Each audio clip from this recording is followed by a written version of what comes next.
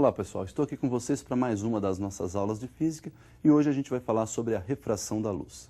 Refração da luz ocorre quando um raio de luz, ao tentar passar de um meio A para o meio B, ele o faz sofrendo aí uma alteração na sua velocidade de propagação. Vejamos algumas possibilidades da refração. Uma das possibilidades então é quando a incidência é oblíqua, ou seja, quando a luz incide com um ângulo diferente de 90 graus com a superfície que separa os dois meios. Nós temos aí no ponto de incidência, então, uma reta que é perpendicular à superfície que separa os dois meios. Essa reta nós vamos chamar de reta normal. Então, essa linha tracejada é a nossa reta normal. E o ângulo formado entre o raio incidente e a reta normal nós vamos chamar de ângulo de incidência. A velocidade com que a luz se propaga nesse meio A, nós chamamos de velocidade VA. Ao passar para o meio B, veja que nós temos um outro ângulo formado entre o raio refratado e a reta normal. Esse ângulo nós vamos chamar de ângulo de refração. Observe então que nesse meio B, a velocidade de propagação da luz agora é VB. Observe que houve um desvio, né? Nós temos aí então, na passagem da luz do meio A para o meio B, um desvio. Esse desvio então é devido à alteração da velocidade. Por outro lado, se a incidência for normal, ou seja, perpendicular à superfície que separa os dois meios, nós não vamos observar esse desvio e, consequentemente, mesmo passando sem nenhum desvio do meio A para o meio B, nós vamos observar aí que se as velocidades são diferentes, ocorreu a refração da luz mesmo sem o desvio. Então nós vimos aí a incidência oblíqua, onde a luz vai passar do meio A para o meio B, e na alteração de velocidade nós vamos ter aí também um desvio na trajetória de propagação, e vimos a incidência normal, que nós vamos observar a mudança na alteração da velocidade da luz, vai ocorrer a refração, mas não vamos perceber aí o desvio na trajetória de propagação da luz. Vamos observar então as leis que regem a refração da luz. Percebam então que nós temos um raio incidente, que se propaga no meio A com velocidade VA e forma com a reta normal um ângulo de incidência I. No meio B nós temos o raio refratado, que forma com essa mesma reta normal o ângulo de refração R, e esse raio refratado sofreu aí um desvio. O ângulo de desvio nós chamamos de delta. A primeira lei diz que o raio incidente, o raio refratado e a reta normal são coplanares, ou seja, pertencem ao mesmo plano. Já a segunda lei, a lei de Snell-Descartes, diz que se nós multiplicarmos o seno do ângulo de incidência pelo índice de refração do meio no qual está ocorrendo a incidência, que é o meio A, portanto, seno do ângulo I multiplicado pelo índice de refração do meio A, igual ao seno do ângulo de refração multiplicado pelo índice de refração do meio B. Bom, o que vem a ser esse NA e esse NB? Esse aí é o nosso índice de refração absoluto do meio. É esse índice que determina com que velocidade a luz se propaga nesse meio. Então nós vamos observar a definição desse índice de refração. Olhe na tela o que é o índice de refração absoluto. O índice de refração então é a relação entre a velocidade de propagação da luz no vácuo, que nós vamos representar pela letra C, e a velocidade de propagação da luz no meio estudado, que nós vamos chamar de V, ou meio considerado. Percebam que por ser uma relação entre velocidades, o nosso índice de refração absoluto é adimensional. No vácuo, então, seu valor é igual a 1, e no ar, a velocidade de propagação da luz no ar, por ser aproximadamente igual à velocidade de propagação da luz no vácuo, nós vamos ter um índice no ar, então, aproximadamente igual a 1. Então, nós podemos observar que quando um raio, ao passar de um meio A para o meio B, ele forma com a reta normal um ângulo de incidência I. E este ângulo pode ser alterado. Conforme nós vamos aumentando este ângulo de incidência, o ângulo de refração também aumenta e nós vamos chegar no momento em que ocorre o limite de incidência ou o limite de refração. Observe então a definição do chamado ângulo limite. Bom, nós temos aí então o chamado ângulo limite. Perceba então que nós temos um raio passando do meio A para o meio B, e conforme eu aumento o ângulo de incidência, também aumenta o ângulo de refração. Pela lei de Snell, nós podemos observar que a relação de seno de I multiplicado pelo índice de refração do meio A igual ao seno de R multiplicado pelo índice de refração do meio B, uma vez que a incidência ocorre no meio A e a refração ocorre no meio B. Podemos observar ainda que o ângulo é maior naquele meio que tem menor índice, ou seja, a relação ângulo e índice de refração são inversamente proporcionais, ou seja, maior ângulo, menor índice.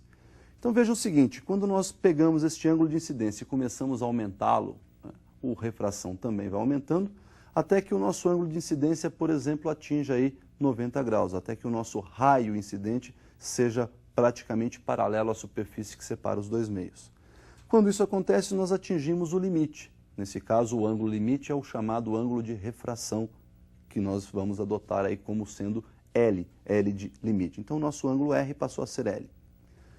Como a incidência chegou a 90, temos que seno de 90 multiplicado por NA igual ao seno de L multiplicado por NB. Seno de 90 é igual a 1, temos que 1 vezes NA é igual seno de L vezes NB. Dividindo os dois lados da igualdade por NB, nós temos então que o seno de L igual NA sobre NB, onde NA é o menor índice de refração absoluto, NB é o maior índice. Então, para melhor guardar essa equação, o seno do ângulo limite é sempre o menor índice de refração dividido pelo maior índice de refração. Bom, pessoal, uma aplicação muito importante dessa refração acontece lá nas lentes esféricas. Então, nós vamos visualizar aí os tipos de lentes para que a gente possa fazer um estudo, né, do comportamento da luz atravessando uma lente esférica. Então, nós temos aí 6 tipos de lentes que nós dividimos em 2 grupos. No primeiro grupo, nós temos as lentes que têm os bordos ou as extremidades finas. Então, são chamadas aí de lentes de bordos finos. A primeira lente tem 2 faces convexas, portanto é chamada biconvexa. A segunda lente tem uma face plana e a outra convexa, por isso é chamada plano-convexa. E a terceira lente tem uma face côncava e a outra convexa, por isso é chamada então côncavo-convexa. Já o segundo grupo nós temos aí as lentes de bordos grossos ou bordos espessos, né? As extremidades são grossas. Essa primeira lente, 2 faces côncavas, por isso ela é chamada bicôncava. A segunda lente nós temos uma face côncava e a outra plana, por isso plano-côncava. E a terceira lente, a face convexa e uma face côncava, daí então o nome convexo-côncava. E essas lentes elas podem se comportar como divergentes ou convergentes.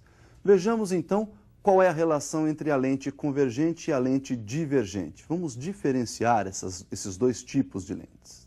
Então nós podemos observar que as lentes esféricas elas podem ser chamadas de delgadas convergentes ou delgadas divergentes. Delgada é quando a sua espessura é muito menor do que os raios de curvatura das faces esféricas. Muito bem, a delgada convergente. Então nós temos aí o eixo principal, que é esse eixo que liga aí o centro óptico da lente com os pontos focais e com os pontos antiprincipais. Então, o A, ponto antiprincipal objeto, F é o ponto focal objeto, é o foco objeto, F' é o foco imagem e o A' é o antiprincipal imagem. E o centro óptico nós vamos chamar de O. Quando nós temos então aí um raio incidindo, né, por exemplo, paralelamente a esse eixo principal, esse raio sofre nesta primeira lente uma convergência, ou seja, ele se aproxima do eixo principal.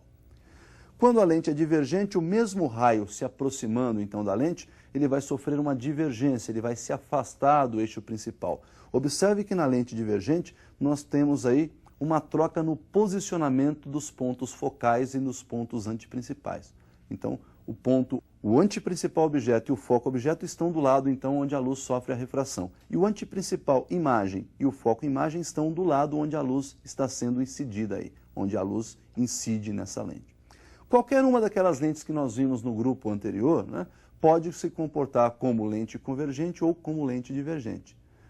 Então nós temos que lembrar dessa relação. Olha, se o índice de refração da lente, do material de que é feito a lente, for maior do que o índice de refração do meio onde essa lente está sendo utilizada, ela vai ser convergente se ela tiver bordos finos, ou divergente se ela tiver bordos grossos. Por outro lado, se o índice de refração do material de que é constituído, de que é feita essa lente, for menor do que o índice de refração do meio de utilização dessa lente, ela vai ser divergente se tiver bordos finos ou convergente se tiver bordos grossos. Então nós vimos aí os raios que vão passar por essas lentes e, no caso das lentes convergentes, esses raios vão se aproximar do eixo principal. No caso das lentes divergentes, esses raios vão se afastar aí do nosso eixo principal. Observem os raios notáveis, então, para as lentes convergentes e divergentes. Primeiro raio notável, já vou falar, então, das 2 lentes, convergente e divergente. é mais ou menos o mesmo enunciado dos espelhos esféricos, né? Todo raio que incide paralelamente ao eixo principal de uma lente, seja ela convergente ou divergente, vai atravessar essa lente, sofrendo a refração e saindo na direção do foco. Veja que para a lente convergente, ele se aproxima do eixo passando pelo foco-imagem. Na lente divergente, ele se afasta na direção do foco-imagem, que para esse tipo de lente ficou do lado da incidência, ou seja, esse foco é virtual. O segundo raio notável, nós temos aí o raio passando pelo foco principal e saindo paralelo. Isso acontece então na nossa lente convergente, passou pelo foco objeto, vai sair paralelo ao eixo principal, e na lente divergente, aquele raio que vai na direção do foco objeto, que está lá do outro lado, vai sair aí, vai refratar-se paralelamente ao eixo principal. O terceiro raio é comum, é igual aí para as duas lentes. Ele incide no centro óptico da lente e não sofre nenhum desvio, tanto nas lentes convergentes quanto nas lentes divergentes. Então nós vimos aí os raios notáveis, e esses raios são usados para você obter, através da construção gráfica, as imagens, a formação das imagens oferecidas pelas lentes esféricas. Nós vamos ver aí um exemplo de construção gráfica e definir as equações para utilização nas lentes esféricas. Observe então essa construção e as equações que nós vamos utilizar aí para a resolução dos exercícios sobre lentes esféricas. Nós temos aí então um objeto que está antes do anteprincipal. Todo raio que sai desse objeto paralelamente ao eixo principal deverá passar pelo foco. Nós vamos tomar um raio aí como sendo o nosso guia, esse raio que está passando pela parte superior do objeto. E desse mesmo ponto aí nós vamos emitir um segundo raio passando pelo foco, que ao passar pela lente deverá sair paralelo ao eixo principal. O cruzamento desses dois raios definem aí a posição da nossa imagem. Percebam então que essa imagem aí está sendo formada pela luz direta, portanto é uma imagem real, a luz está chegando até a imagem, ela ficou invertida em relação ao nosso objeto, portanto em relação ao objeto ela é invertida, e o tamanho dela em relação ao nosso objeto é, pela figura você pode perceber, ela ficou bem menor, o tamanho ficou reduzido em relação ao objeto. A distância do objeto até a nossa lente, né, nós vamos chamar de P, tamanho do objeto nós vamos chamar de O, tamanho da imagem nós vamos chamar de I, a distância da imagem até a nossa lente nós vamos chamar de P', e a distância focal nós vamos chamar de F'. Segundo Gauss, então, nós já vimos essa equação para os espelhos, vale também para as lentes. O inverso da distância focal é igual ao somatório dos inversos das abscissas do objeto e da imagem. 1 sobre F igual 1 sobre P mais 1 sobre P'. Para saber se a imagem, então, foi ampliada, se ela foi reduzida e quantas vezes foi ampliada ou quantas vezes foi reduzida, nós temos aí o cálculo da ampliação ou do aumento transversal linear, que pode ser dado pela relação entre imagem e objeto, I sobre O, ou, por uma semelhança de triângulos, pode ser menos P' sobre P, ou fazendo um arranjo na nossa equação de Gauss, pode ser F sobre F menos P. Então nós vimos aí as equações que se aplicam às lentes esféricas, vocês perceberam que são as mesmas que se aplicam lá aos espelhos esféricos, e nós vamos utilizar essas equações para resolver os exercícios aí sobre lentes e espelhos esféricos. Por hoje, então, é só. Até o nosso próximo encontro. Bons estudos!